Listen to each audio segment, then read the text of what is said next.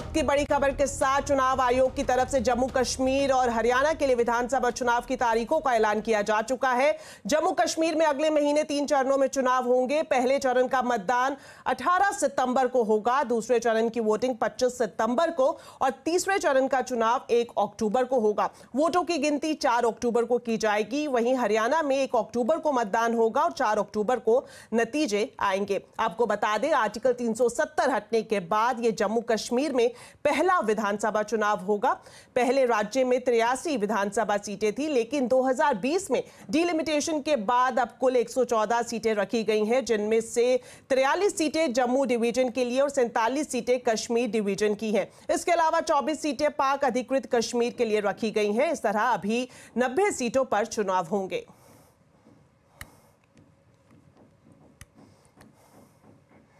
तो चुनावों की तारीखों का ऐलान के साथ ही मुख्य चुनाव आयुक्त राजीव कुमार ने शायराना अंदाज में कश्मीर के युवाओं से वोट में हिस्सा लेने की अपील भी की। I wrote a few lines and I want to dedicate to the youth of J&K. सुनाता हूं आपको, ये खास तौर से voters of J&K and particularly youth. लंबी कतारों में छुपी है बदलते सूरत हाल, यानी जमहूरियत की कहानी। रोशन उम्मीदें अब खुद करेंगी गोया अपनी तकदीर बयानी। जमहूरियत के जश्न में आपकी शिरकत, जमहूरियत के जश्न में आपकी शिरकत, दुनिया देखेगी नापाक इरादों के शिकस्त की कहानी। तो चुनाव की तारीखों के ऐलान से पहले जम्मू कश्मीर में बड़े पैमाने पर तबादले हुए हैं। एनसी के नेता उमर अब्दुल्ला ने इस पर सवाल उठाए हैं। इलेक्शन कमीशन से गुजारिश करना चाहता हूं, हम उन्हें एक चिट्ठी भी भेज रहे हैं आज कि लगातार पिछले 24 घंटे में जो बेशुमार यहाँ ट्रांसफ़रें हुई, इलेक्शन कमीशन को उनका फौरी तौर जायज़ा लेना चाहिए।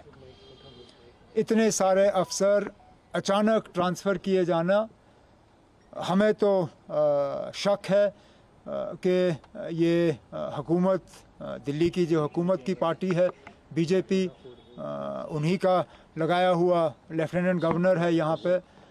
बीजेपी को मदद और बीजेपी को फ़ायदा और उनके जो सहयोगी बी टीम, सी टीम, डी टीम है यहाँ पे, उनको मदद पहुँचाने के लिए ये ट्रांसफ़रें कराई गई हैं।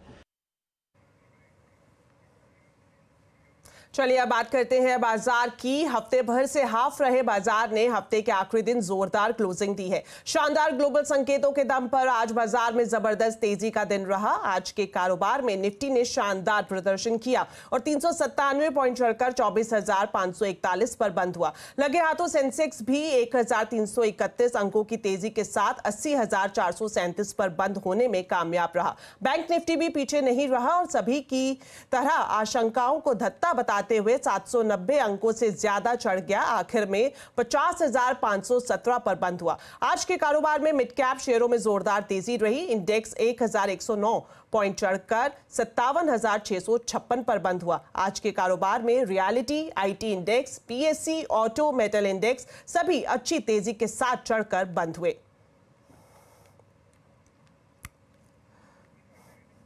वहीं नीलेश शाह ने यह कहा है कि बाजार में क्वालिटी शेयर पर ध्यान दें और वैल्यूएशन वाले शेयरों में निवेश करने से फायदा होगा। हमें नहीं लगता है कि ये जो मार्केट का अंडर परफॉर्मेंस है दूसरी मार्केट के सामने, यह कोई बड़ी बात है। जब आप इतना बढ़े हैं तो थोड़ी रुकावट, थोड़ी गिरावट काफी नॉर्मल है। हमारी लार्ज कैप कंपनी का मार्केट कैप $3 ट्रिलियन के ऊपर है। वो बड़ी बड़ी दिग्गज मार्केट यूके, फ्रांस, उनसे ज्यादा है। स्मॉल एंड मिड कैप का मार्केट कैप $2 ट्रिलियन के आसपास है। वो ऑस्ट्रेलिया जैसी कंट्री के मार्केट कैप से ज्यादा है। तो हमारी मार्केट बहुत भाग चुकी थी, इसलिए शायद दूसरी मार्केट हमसे कैचअप कर सकती है। ये मार्केट ऐसा है जहां पे क्वालिटी पे ज्यादा ध्यान दीजिए, मोमेंटम पे कम। जहां पे फ्लोटिंग स्टॉक ज्यादा है, मार्केट प्राइस डिस्कवर हो रहा है अप्रोप्रिएटली, वहां पे निवेश करिए। लो फ्लोटिंग स्टॉक काउंटर से थोड़े दूर रहिए, प्रॉफिट बुक करते रहिए और ऐसी मार्केट में, ऐसे स्टॉक में निवेश करिए जहां पे वैल्यूएशन आपकी फेवर में है। तो चलिए खबरों में आगे बढ़ने से पहले एक बार सुमित के पास चलते हैं और जानते हैं आज का पूरा मार्केट अपडेट। तो सुमित बताएं, बाजार ने हफ्ते के आखिरी दिन जोरदार क्लोजिंग दी है, क्या है पूरा अपडेट? देखिए, आज भारतीय बाजारों में जबरदस्त रफ्तार थी और रफ्तार ना केवल फ्रंटलाइन इंडेक्स में थी बल्कि चौतरफा खरीदारी थी। फ्रंटलाइन इंडेक्स में तो थी ही, साथ ही साथ mid cap index, small cap index दोनों ही 2-2% के आसपास की बढ़त के साथ ऑलमोस्ट हाई के आसपास ही बंद हुए। आज का पूरा दारोमदार था आईटी इंडेक्स पे, करीब 2.5 से 3% के आसपास का उछाल यहां पर आता हुआ दिखाई पड़ा। बैंक्स में खरीदारी थी, चाहे पीएसयू हो, प्राइवेट बैंक्स हो, मेटल में खरीदारी थी, ऑटो में जोरदार तेजी बनते हुए दिखाई पड़ी। फार्मा थोड़ा सा बैकफुट पर था, लेकिन अदरवाइज रियल्टी में खरीदारी देखने को मिली, सीपीएससी में खरीदारी देखने को मिली, कैपिटल गुड्स इंडेक्स जो कि खरीदारी के साथ कामकाज कर रहा था, और मोरलेस बीएससी के सारे सेक्टर जो कि तेजी के साथ ट्रेड करते हुए दिखाई पड़े। तो अक्रॉस द बोर्ड मार्केट्स में बाइंग, और बाइंग के अंदर जो स्ट्रॉन्ग मोमेंटम था वो तमाम large cap, mid cap, IT की तरफ से आता हुआ दिखाई पड़ेगा। शुक्रिया सुमित इस पूरे मार्केट अपडेट के लिए। तो क्या बाजार की सभी चिंताएं खत्म हो गई हैं? आज आवाज अड्डा में इसी पर करेंगे बड़ी चर्चा शाम 7:57 पर।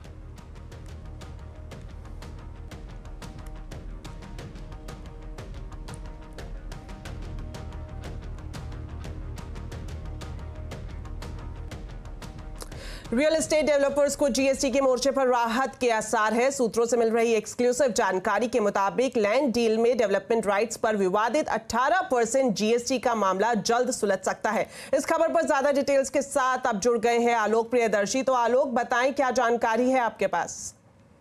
बिल्कुल, घर खरीदारों के लिए अच्छी खबर है। आने वाले दिनों में जो बने बनाए घर या फ्लैट्स होते हैं वो सस्ते हो सकते हैं। दरअसल इस पूरे मुद्दे पर एक जो मुद्दा है डेवलपमेंट राइट्स का, जिस पर 18% अभी जीएसटी लगती है, उस पर जल्द ही समाधान निकलने के आसार हैं। दरअसल जो रियल एस्टेट को लेकर गठित ग्रुप ऑफ मिनिस्टर्स है उसकी बैठक 22 अगस्त को होने वाली है, और डेवलपमेंट राइट्स जो लैंड की डील होती है उसमें जो डेवलपमेंट राइट्स होती है उस पर 18% जीएसटी लगती है, जिसे लेकर जितने भी डेवलपर्स हैं वो विरोध कर रहे हैं, क्योंकि ये जो कीमत होती है अल्टीमेटली ये जो buyers, home buyers, ultimate buyers होते हैं उनके खाते में जाती है, उनके ऊपर इसका बोझ पड़ता है।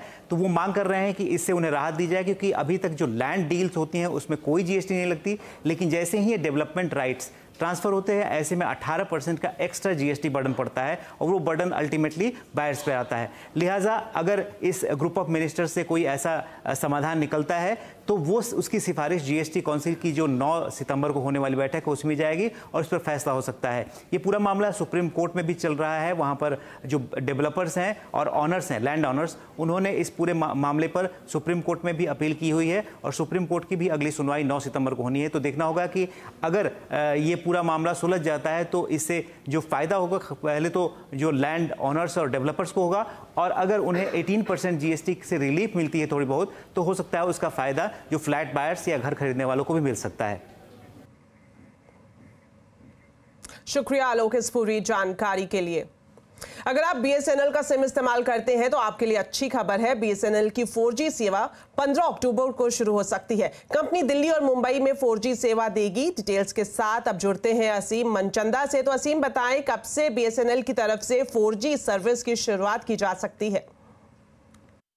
देखिए, बहुत लोगों को इस बात का इंतजार है कि सरकारी कंपनी बीएसएनएल कब अपनी 4G सेवा शुरू करती है, तो इंतजार जल्दी खत्म हो सकता है। जो हमें सूत्र बता रहे हैं कि कंपनी अक्टूबर के अंदर ऑफिशियली अपनी 4G सेवाओं की शुरुआत कर सकती है। कंपनी अभी कई सर्विसेज के अंदर 4G सेवाओं का ट्रायल ऑलरेडी कर रही है। कंपनी ने पंजाब, हरियाणा, उड़ीसा, दिल्ली, मुंबई में ऑलरेडी इसका ट्रायल किया और काफी अच्छे सक्सेसफुल रिजल्ट आए, और कंपनी ने अपने जो 4G सिम कार्ड है उसको बांटने की शुरुआत भी ऑलरेडी कर दी है। कंपनी ने कुल 1 लाख टावर लगाने का लक्ष्य रखा हुआ है। उसके लिए ये टावर टीसीएस और तेजस को इसका ऑलरेडी कॉन्ट्रैक्ट दिया जा चुका है। जो हमें सूत्र बता रहे हैं कि अब तक कंपनी ने 25,000 टावर ऑलरेडी लगा लिए, और कंपनी को उम्मीद है कि अगले 2 महीने के अंदर अंदर कंपनी 10,000 के आसपास और साइट्स लगा लेगी। तो इससे कंपनी के पास 35,000 साइट्स हो जाएंगी, जिसके जरिए कंपनी एक बड़े पैमाने पर अपनी 4G सेवाओं की शुरुआत कर सकती है। कंपनी का पूरे देश के अंदर 5G जो 4G रोल आउट है उसका लक्ष्य जून 2025 कंपनी ने रखा। तो कंपनी अपने टारगेट के ऊपर है, और 15 अक्टूबर की कंपनी ने डेट तय की है कि इस तारीख को कंपनी अपनी 4G सेवाओं की आधिकारिक और कमर्शियल दोनों लॉन्च इस तारीख को कर सकती है।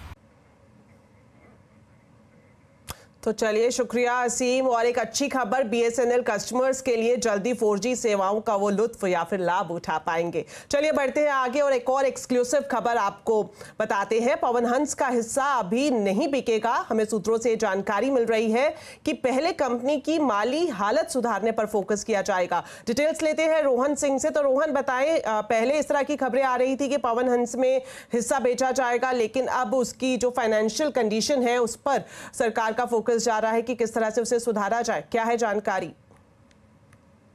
जी, इससे पहले अब तक सरकार 4 बार कोशिशें कर चुकी है पवन हंस को डाइवर्स्ट करने की, लेकिन जो अब तक हर बार वो विफल रही है। अब जो एक नया प्लान बन रहा है वो है ऑपरेशनल एंड फाइनेंशियल रीस्ट्रक्चरिंग का। कंपनी से मांगी गई है डिटेल्स कि आप बताइए कि कहाँ कहाँ सुधार की ज़रूरत है, और उसके आधार पर जो सिविल एविएशन मिनिस्ट्री है वो एक प्रपोजल तैयार करेगी, फाइनेंस मिनिस्ट्री को देगी। जो मुख्य बातें हैं उसमें सबसे पहली जो सबसे इंपॉर्टेंट चीज़ है वो है फ्लीट रीस्ट्रक्चरिंग। अभी पवन हंस के पास कुल मिला के 46 चॉपर्स हैं, जिसमें से कि अधिकतर की एज बहुत ज़्यादा हो चुकी है, कई बार कॉन्ट्रैक्ट्स में दिक्कत आती है। तो करीब 20 नए हेलीकॉप्टर्स खरीदने का प्लान है, और वो एक साथ नहीं होगा, वो फेजेस में होगा, अगले कुछ सालों तक होगा। लेकिन इसके लिए पवन हंस से पूरी डिटेल मांगी गई है। दूसरी तरफ एक पायलट्स की बहुत शॉर्टेज है, इंडस्ट्री में भी है और पवन हंस के पास भी है। एक नई रिक्रूटमेंट ड्राइव शुरू की जाएगी पवन हंस से, और पवन हंस से कहा गया है कि आप कहाँ कहाँ जो ऑपरेशनल बॉटलनेक्स है उसे आइडेंटिफाई कीजिए और अगले 2 महीने के अंदर हमें बताइए, जिसके बाद एक बड़ा प्लान तैयार होगा। पहले कंपनी की हालत सुधारी जाएगी। फिलहाल जो डाइवेस्टमेंट का प्लान था वो जो है वो शेल्व कर दिया गया है, उसे ठंडे बस्ते पर डाल दिया गया है, और अगले कुछ समय तक, कुछ महीनों तक कंपनी की जो माली हालत है, ऑपरेशनल स्थिति है, उस पर सुधार करने की कोशिश की जाएगी। शुक्रिया रोहन इस एक्सक्लूसिव खबर के लिए। चलिए बढ़ते हैं आगे और आपको बताते हैं कि 70वें नेशनल फिल्म अवार्ड्स का ऐलान किया जा चुका है। मनोज बाजपेयी और शर्मिला टैगोर की फिल्म गुलमोहर को बेस्ट हिंदी फिल्म चुना गया है। कांतारा के लिए ऋषभ शेट्टी बेस्ट एक्टर चुने गए हैं, और कांतारा के लिए बेस्ट पॉपुलर फिल्म का अवार्ड भी दिया गया है। फिल्म तिरुचित्रम्बलम के लिए नित्या मेनन और कच्छ एक्सप्रेस के लिए मानसी पारेख को बेस्ट एक्ट्रेस का अवार्ड मिला है। ब्रह्मास्त्र के खाते में भी बेस्ट स्पेशल इफेक्ट अवार्ड आया है। प्रीतम को ब्रह्मास्त्र के लिए बेस्ट म्यूजिक डायरेक्टर और अरिजीत सिंह को ब्रह्मास्त्र के लिए ही बेस्ट मेल प्लेबैक सिंगर का अवार्ड मिला है। सूरज बड़जात्या को ऊंचाई के लिए बेस्ट डायरेक्टर का अवार्ड मिला है, और साथ ही नीना गुप्ता को बेस्ट सपोर्टिंग एक्ट्रेस का सम्मान मिला है। तो नॉन फीचर फिल्म के जूरी हेड नील माधव पांडा से बातचीत की है संवाददाता रोहन सिंह ने। देखिए, क्या मुख्य इस बार ध्यान था जूरी की तरफ से? देखिए, अगर देखेंगे तो अभी इंडिया में हम हमेशा फिल्म मतलब फीचर फिल्म, कमर्शियल फिल्म इसको मानते हैं। अब लास्ट 1-2 साल में देखेंगे तो नॉन फीचर मतलब आप देखिए elephants whisperer, then all that breath, हमारे फिल्म में ऑस्कर जा रही है, हमारे फिल्म बाहर जाने लगे हैं। I think it's a great time कि हम जब सारे जूरी बैठे ना, पहले देखे कि I hope there is some good documentaries to see and there is outstanding documentaries. आप थिएट्रिकल रिलीज भी कर सकते हैं, ऐसे फिल्में बनी हैं। So मैं कहूँगा कि Indian cinema, Indian documentary, short films it is rising over the sky now. तो चलिए, फिलहाल वक्त हो गया एक छोटे से ब्रेक का, लेकिन खबरें अभी और भी हैं। आप देखते रहिए आवाज समाचार। 5 डोर के साथ साथ रॉक्स में कंफर्ट और सेफ्टी के लिए नए फीचर्स जोड़े गए हैं। थार रॉक्स में नई 6 slate grill, all LED lighting setup, 10.25 inch touch screen, ventilated front seat और ऑटो AC जैसे फीचर्स जोड़े गए हैं। सुरक्षा के लिहाज से नई SUV में आपको 6 एयरबैग स्टैंडर्ड, TPMS और ADAS जैसे सेफ्टी फीचर्स मिलेंगे। कार के बेस पेट्रोल MX-1 वेरिएंट की कीमत है 13 लाख रुपए और बेस डीजल मॉडल की कीमत है 14 लाख रुपए। नई Thar rock standard 3 door Thar से 1,64,000 रुपए ज्यादा महंगी है।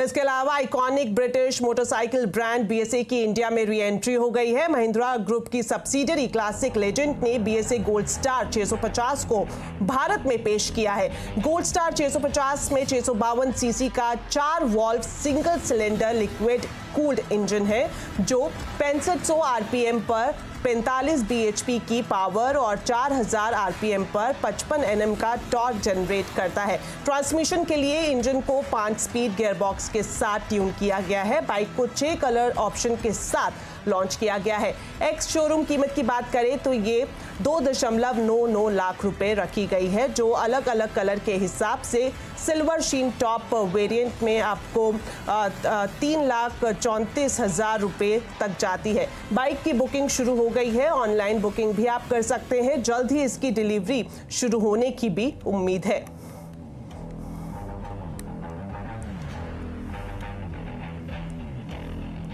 इसी के साथ ही ओला इलेक्ट्रिक ने भी भारत में अपनी पहली इलेक्ट्रिक बाइक लॉन्च कर दी है और इसका नाम है रोडस्टर। इसके 3 मॉडल रोडस्टर, रोडस्टर एक्स और रोडस्टर प्रो को लॉन्च किया गया है। रोडस्टर और रोडस्टर एक्स को 3 अलग अलग बैटरी पैक और रोडस्टर प्रो को 2 अलग अलग बैटरी पैक के साथ उतारा गया है, यानी तीनों मॉडल्स को अलग अलग बैटरी पैक के साथ कुल 8 वेरिएंट में पेश किया गया है। रोडस्टर सीरीज की शुरुआती वेरिएंट के एक शोरूम कीमत की बात करें तो ये 74,999 रुपए रखी गई है, जो टॉप वेरिएंट रोडस्टर प्रो में आपको 2.49 लाख रुपए तक जाती है। कंपनी का दावा है कि रोडस्टर प्रो के टॉप वेरिएंट में करीब 580 किलोमीटर की रेंज आपको मिल जाएगी। कंपनी ने सभी बाइक्स की बुकिंग की शुरुआत भी कर दी है और इसकी डिलीवरी जनवरी 2025 से शुरू की जाएगी। ये बाइक स्टॉक की केट्रोज और रिवॉल्ट की RV400 को टक्कर देगी।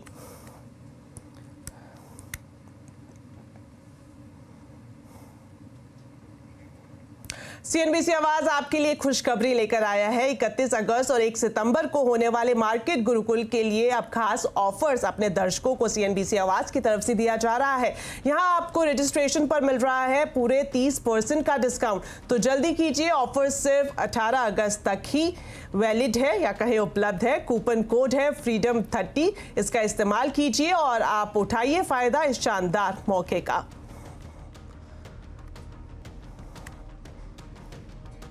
तो चलिए, मेरे साथ इस बुलेटिन में इतना ही। आप खबरों पर अपडेट रहें, CNBC आवाज से जुड़े रहें हमारे सोशल मीडिया हैंडल्स के जरिए। नमस्कार।